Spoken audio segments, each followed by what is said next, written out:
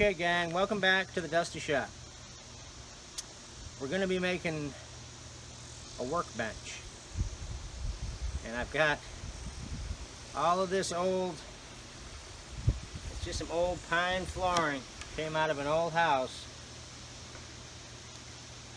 And we're going to cut it to a rough length, run it through the planer a couple times, cut the tang and the groove off all of it, laminate a big hunk of it together, leaving space for some dog holes, and make a workbench. So this is kind of what we're starting. We got you outside here today. Alright, so here's where I've just rough cut all the pieces, slam them through the planer a few times, get them all cleaned up. They had a bunch of old paint. Rip them down to size here. Trying to make this a little bit of a quicker video instead of dragging it out, but you can see what's happening. We're going to do the big lamination. Took 45 minutes to glue those 32 pieces together. And a pile of glue. I used that plastic to try to limit the mess I made all over my clamps and my bench, which that worked pretty good. And we just kept on laminating and gluing and stacking. It was too long of time, actually, to, you know, the glue started going off before I could get everything glued and clamped. We won't do it that way again, but it ended up working out all right. We had a little small mishaps during a dry fit where the lamination broke in two, but we ended up putting threaded rod 4 times through the entire lamination, plus like 10 pieces of 1 foot, 5/8 hardwood dowel through it, and then of course fixing where it broke on the glue up. We of course ended up hand planing that joint and then re-gluing it, and that's how we did that. We got her all clamped up here, and we come out the next morning right here. We unclamp the whole thing. Having our plastic on helped. We just, all the glue goop dripped down into that plastic, so we took that off, hooked up the router sled, got it all leveled up, and passed through the router sled both sides. My router sled isn't set up properly apparently because I'm leaving some scalloping marks as I go, but we just cleaned it up with that number 6 there and a couple other hand planes. And it leaves a few scalloping marks along the way. I'm just going to take this old number 6 before we laid out our mortise and tenon and just go along, finish the flattening with the big.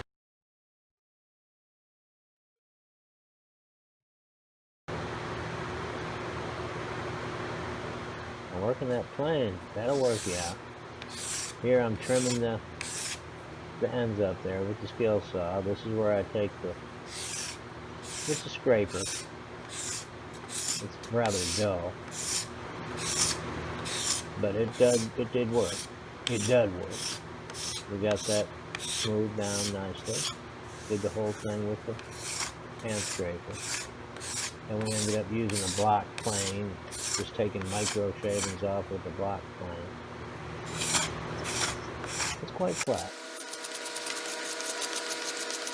And once we had that all how we liked it, then we started laying out all of the mortise and tenons for the legs. I just bought pine 4x4s from Lowe's for the legs. You see there, I just got them standing up. Alright, now to make these, and then that little jig I made there for the table saw is how I cut the tenons out. It worked nice. Put this little jig together. We don't have a really nice tenoning jig, but that actually I like that little setup right there. You can modify it for whatever you're doing.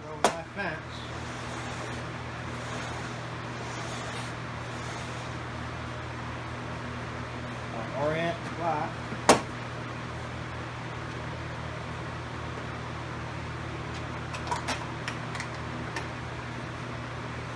This is just to hold it.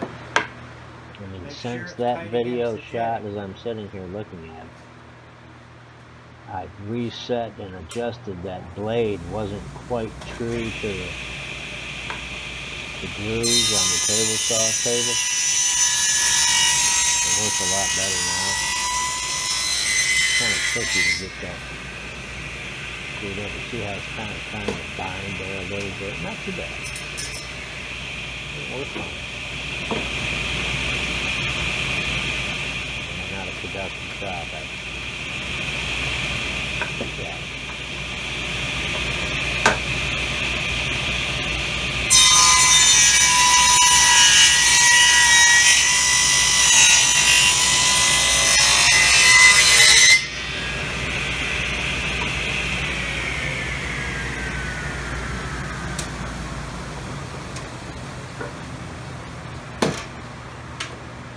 And we'll do that to all 4 legs. Then we'll come back and clean up the cheeks.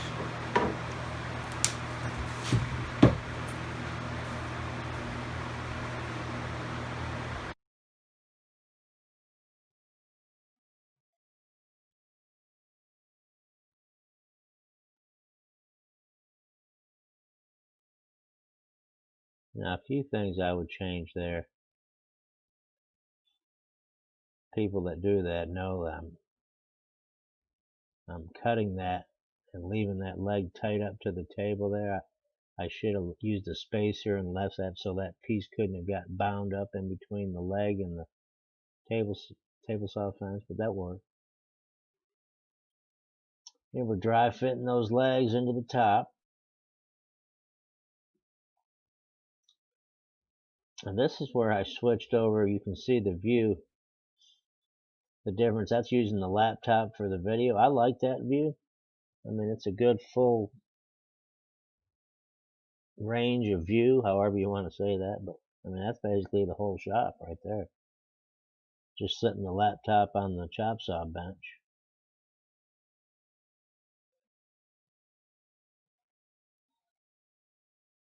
Come by me, Brandon. That bench, now that it's done, and it's been several months since I put this video together. But okay. We have the bench standing up. Hey guys. Yeah, say hi. I see the Kayla's video here. is. Hi. We're trying out the webcam for video. It's freezing up, isn't it? Okay, Hopefully that doesn't pose a big problem. Dry fit and stood up. Hello there. This is Kayla. She's here to check in on us. See how we're doing. Oh, she's going to bed. Well, I better come in there and get a little Kayla tucked in, shouldn't we? Oh, you smell good. Well, you have some perfume on or something? No, She's a camera hound. Whoa, wow. Well, that's good. Okay, well, say goodnight. Night-night. And I'm going to come back out here for a few minutes and check on things. But this is the table. Pretty much dry fit. Okay? So we'll see you guys here in just a little bit. Good night. Bye-bye. Say bye. Bye.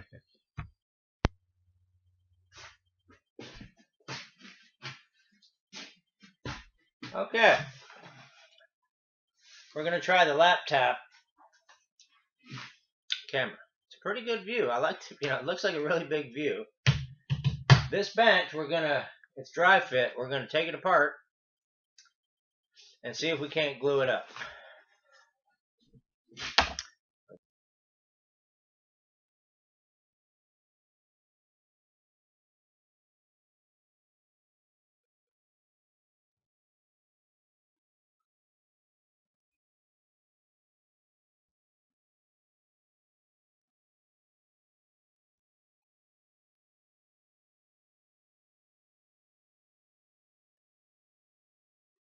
Yeah, now that took me 1 hour and 20 minutes to disassemble all that thing and get it all glued back up and get the wedges pounded in it.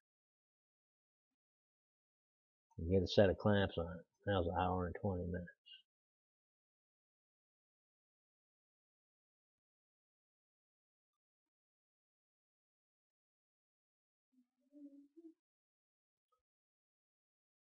But we got it. It's very strong. We use it every day. We had I had put a small vise on it, and that didn't work out. I was trying to use it like a little wagon vise type of setup, but that didn't work out. So we ended up taking that off and patching that hole. And then I had to put like an inlay to cover up the mess that I had made with trying to use that little cheap vise. Then we ordered I think it's a Lee Nielsen quick release vise. It's basically a face vise, but we're using it as a tail vise. I got oversized jaws on it, the full width of the workbench, and I put some dog holes in the front jaws, so we're using it as a tail vise. It's like I say, it's oversized, so it does rack. If you just try to put something in on one side, it'll rack. So you got to put the shim on the other side to even up the pressure. But it works. When we do the next bench, I'll do one of the twin screws, probably. I'll do a twin screw tail vise, and then probably a big leg vise. I've got a big hunk of walnut that I've got designated for the front chop for the leg vise.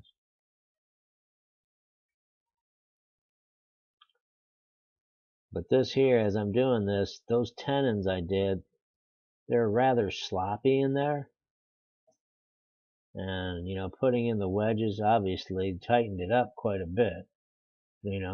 I guess the loose tenon made it easier for the dry fit, then disassembling it, getting the glue in and putting it back together, having it not so tight where you don't have to beat the crap out of it to get it to go together and get it to come apart.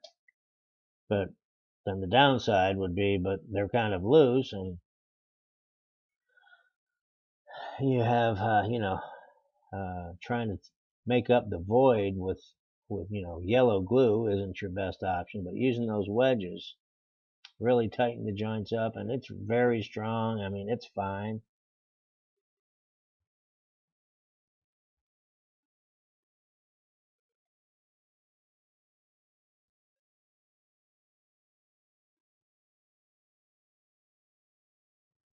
I mean, it really is strong. You can't rack this right here where I'm cutting these the wedges down for the top. They were a little bit too wide, so I just had to rip them down here.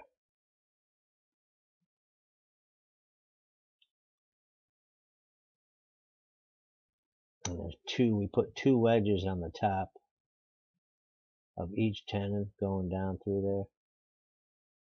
We used a handsaw to cut those 2 wedges, and then just glued up those wedges and put them in.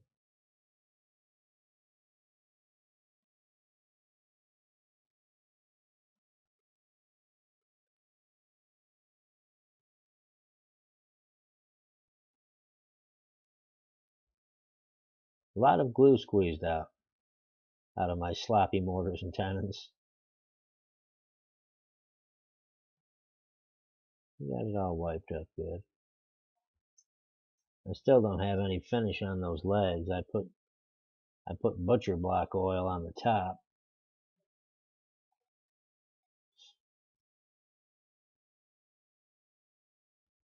Right now it's like covered in tools, and it's got some dirt and grime on it. We're using it. Yeah, it's a great bench. We drilled the dog holes